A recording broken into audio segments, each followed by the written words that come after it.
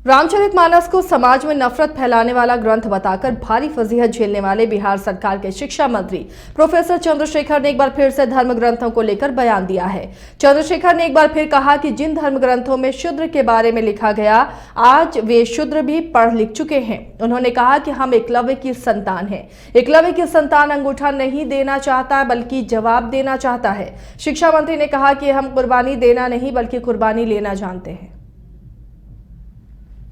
उन्होंने यह एक साजिश रची और साजिश का परिणाम है कि हमारे गरीब वंचितों से छद्म हिंदुवाद के नाम पर वोट लेते हैं, चंदा लेते हैं, मगर आज भी हमें सम्मान देना नहीं चाहते। जिन धर्म ग्रंथों में आज मैं आप लोगों को बताना चाहता हूं, आज 500-600 बरस पहले की बात नहीं है। आज शूद्र भी पढ़ लिख लिए हैं।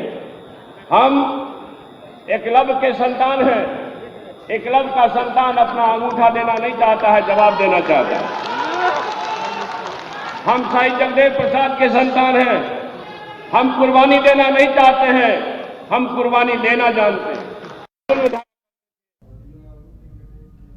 गया में भाजपा के राज्यसभा सांसद विवेक ठाकुर ने नीतीश सरकार पर कटाक्ष किया है। उन्होंने इस सरकार को किसान मजदूर विरोधी बताया। आगामी 25 फरवरी को पटना में होने वाले विशाल किसान मजदूर समागम और स्वामी सहजानंद सरस्वती जयंती समारोह में लोगों के शामिल होने को लेकर विवेक ठाकुर ने आमंत्रित लोगों को किया। इस कार्यक्रम के मुख्य अतिथि गृह मंत्री अमित शाह होंगे। तो ऐसा हुआ कि 2 प्रदेश बन गए हैं, झारखंड और बिहार, और बिहार में अब कुछ बचा नहीं, सब कुछ चला गया झारखंड। बिहार में बचा तो सिर्फ कृषि और किसान।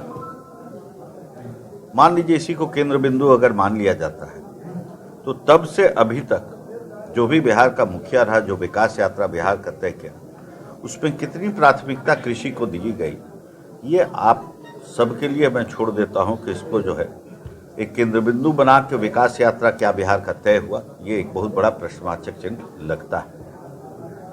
और कोई भी प्रगतिशील राज्य आप भारत का देख लीजिएगा तो जहां किसान और किसानी एक समृद्धि की दिशा में है, वही राज्य प्रगतिशील कैटेगरी में भी आता है, वरना नहीं आता है। बिहार के मुख्यमंत्री निकले हैं समाधान यात्रा पे। वो कैसा समाधान निकाल रहे हैं, उनके अलावा और कोई बिहार का आदमी नहीं समझ पाया है। क्योंकि प्रशासन तय कर देता है कि ये 25 आदमी रहेंगे, ये जीविका बहन रहेंगे, हो गया इस जिला का समाधान। वही समस्या है, वही है, जगह तय।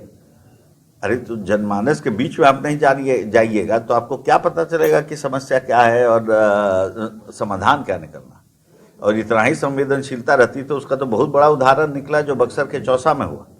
बक्सर के चौसा में शांतिपूर्ण तरीके से 3-4 महीने से किसान बैठे हुए, जिस बर्बरता से उनको पीटा गया, उनके महिलाओं के साथ जो दुर्व्यवहार हुआ, अगर समाधान ही निकालना था और सार्थक करना था अपने यात्रा के नाम को, तो बक्सर गए थे। वहां से 15 मिनट की दूरी पे चौसा, 3-4 विषय लेके वहां किसान बैठे हुए हैं महीनों से, सब उनके अधीन है।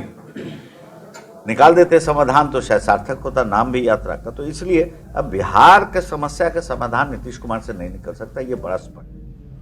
पटना प्रदेश कांग्रेस कार्यालय में राष्ट्रीय प्रवक्ता और राज्यसभा सांसद डॉक्टर सैयद नासिर हुसैन ने प्रेस कॉन्फ्रेंस को संबोधित करते हुए कहा कि कुछ दिन पहले बजट सेशन का पहला पार्ट खत्म हुआ। बहुत सारे मुद्दे उस समय कांग्रेस पार्टी और अपोजिशन ने पार्लियामेंट के अंदर उठाए। हमें उम्मीद थी कि जो सवाल हम लोगों ने खड़ा किया था उस पर हम लोगों को जवाब मिलेगा, लेकिन ना तो प्रधानमंत्री की तरफ से जवाब मिला और ना ही वित्त मंत्री की तरफ से जवाब मिला। सवाल जो उठा रहे हैं बार बार, इतनी यारी क्यों, इतनी दोस्ती क्यों, आपको इन रिटर्न क्या मिल रहा है? बहुत सारी ये बात राहुल गांधी जी ने लोकसभा में अपनी स्पीच में उठाए। मल्लिकार्जुन खड़गे साहब कांग्रेस के अध्यक्ष राज्यसभा में स्पीच द्वारा उठाए। लेकिन ये सरकार, जो सरकार के खिलाफ बोला जाता है, जो प्रधानमंत्री के खिलाफ जो बोला जाता है, वो पार्लियामेंट्री प्रोसीडिंग से एक्सपंज कर देती है। अदानी नाम एक्सपंज हो जाता है। हमको आज तक ये समझ में नहीं आया किसी इंडिविजुअल का नाम कैसा अनपार्लियामेंट्री हो सकता है। अनपार्लियामेंट्री एक लिस्ट है अनपार्लियामेंट्री वर्ड्स के, उसमें अगर अब जब झूठ बोला ये अनपार्लियामेंट्री है, सत्य से दूर है ये पार्लियामेंट्री है। अनपार्लियामेंट्री वर्ड्स हटा रहे हैं, एक्सपेंज करने समझ में आता है। अदानी वर्ड कैसा अनपार्लियामेंट्री हो गया, कैसा वो हटाने समझ में नहीं आता है। अगर किसी बात का ऑथेंटिकेशन चाहिए, आप ऑथेंटिकेशन की बात कर सकते हैं। आप वन साइडेड किसी भी चीज को एक्सपेंड नहीं कर सकते, लेकिन लगातार एक्सपेंड करने की कोशिश। तो हमें सवाल जो